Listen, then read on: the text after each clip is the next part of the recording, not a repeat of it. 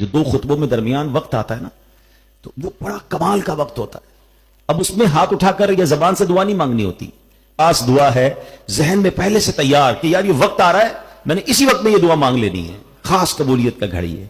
دوسری فرمایا کہ جب غروب آفتاب ہوتا ہے جمعے کے دن مغرب سے تھوڑا پہلے، یعنی کوشش کیا کریں کہ جمعے کے دن عصر سے مغرب مسجد میں بیٹھ جایا کریں. اگر نہیں بیٹھ سکتے تو جہاں بھی ہے نا، مغرب سے 5-10 منٹ پہلے اپنے آپ کو فری کر لیں ہر جمعے کو، کیونکہ یہ خاص غروب آفتاب سے پہلے 5-10 منٹ جو ہے نا، یہ خاص قبولیت دعا کے وقت ہے. تو یہ 2 اوقات جمعے میں مس نہ کیا کریں. مبارک دن ہے اور ہم اس مبارک دن کی قدر نہیں کرتے.